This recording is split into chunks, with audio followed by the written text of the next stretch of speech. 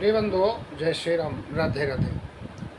हम आपको आज एक कहानी बताने जा रहे हैं कि बाली ऋष्यमुख पर्वत पर क्यों नहीं जाते थे। बहुत समय की बात है।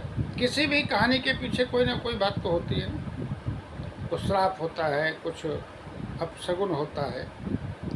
तो बाली के साथ क्या अपशगुन था, उसको आप बहुत ध्यान से सुनिए। बहुत समय की बात है। एक राक्षस था जिसका नाम था दुंदुभी। वो बहुत नक्कारा राक्षस था। वैसे तो बहुत नक्कारा था, लेकिन वो बहुत बलशाली था। करीब 1000 हाथियों का बल उसके अंदर था। इतना बलशाली था। और दुंदुभी था कौन? रावण का सगा साला था।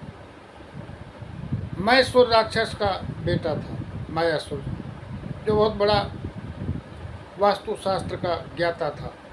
मैदानों ने ही लंका बसाया था और मैदानों ने ही भगवान श्री कृष्ण के कहने पे इंद्रप्रस्थ को बसाया था, उसकी शोभा बनाई थी।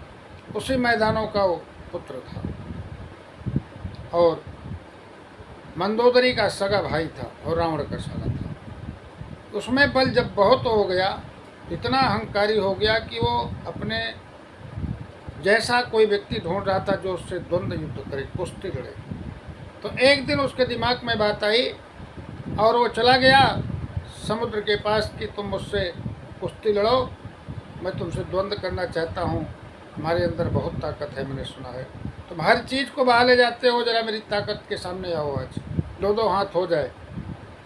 समुद्र ने उसको चढ़ा दिया कि तुम एक काम करो, हम तुमसे हार जाएंगे और तुम्हारे राज के पास ही रहते हैं, हमसे कुश्ती लड़ना आपको उचित नहीं है।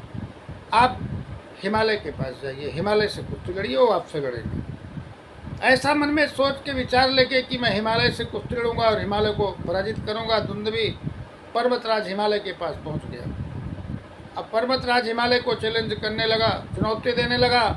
पर्वतराज हिमालय ने हाथ जोड़ के निवेदन किया कि राक्षस राज, अब बहुत बलशाली हो, मैं आपसे लड़ नहीं पाऊंगा, इतना बल मेरे अंदर नहीं है। और उन्होंने कहा कि मन में सोचा कि क्या बिना मतलब लफड़ा पालना ठीक नहीं है, और इनको और कहीं भेज दो। चढ़ा बढ़ा दिया कि आपसे पृथ्वी पे कोई जीतने वाला तो है नहीं।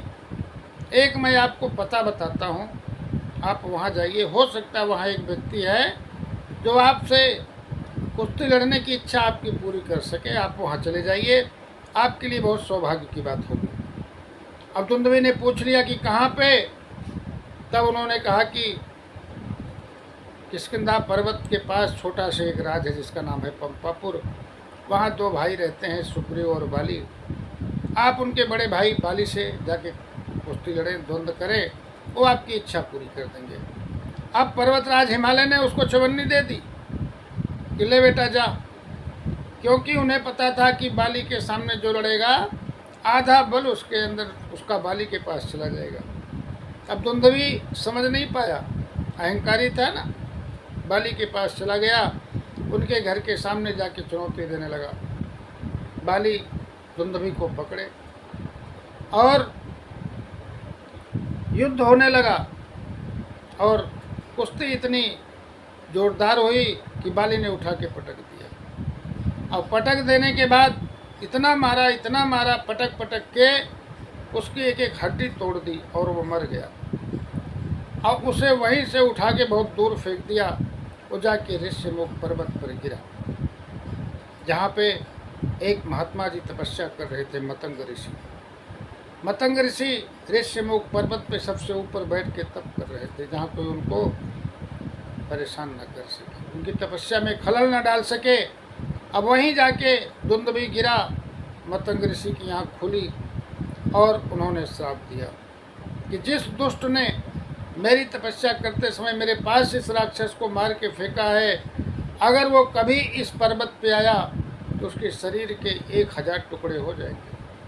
और फेंकने वाला कौन था? सुग्रीव का बड़ा भाई बाली। और मतंग ऋषि कौन थे?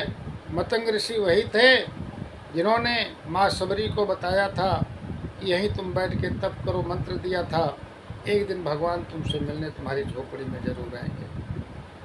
और मतंग ऋषि की बात मान के ही माता सबरी ने वहाँ पे तप करना शुरू किया और भगवान ने जाके एक दिन माँ सबरी को दर्शन दिया।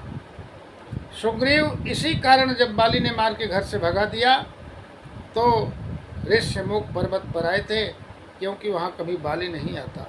अगर बाली वहाँ भूल चूक के भी चला जाता तो उसके शरीर के 100 टुकड़े हो जाते। तो अहंकार इस तरह से प्रभु ही सब कुछ करते हैं और दुंदुभी का अहंकार बाली के माध्यम से तोड़ा गया और बाली को श्राप मिला, ऋष्यमुख पर्वत पर आओगे तो शरीर के 100 टुकड़े 1000 टुकड़े हो जाएंगे, इसलिए कभी बाली नहीं जाते थे। इसीलिए जब सुग्रीव वहाँ गए रहने लगे तो जामवंत, हनुमान, सुग्रीव सब ने मिल के वहाँ पे अपनी एक सभा बनाई और वानरों का राज स्थापित किया और उसके सुग्रीव राजा बने और सेना नायक बने हनुमान जी और महामंत्री बने जामवंत जी। मेरी बात अच्छी लगी हो, ये पौराणिक कथा है, तो लाइक और शेयर और सब्सक्राइब जरूर करना।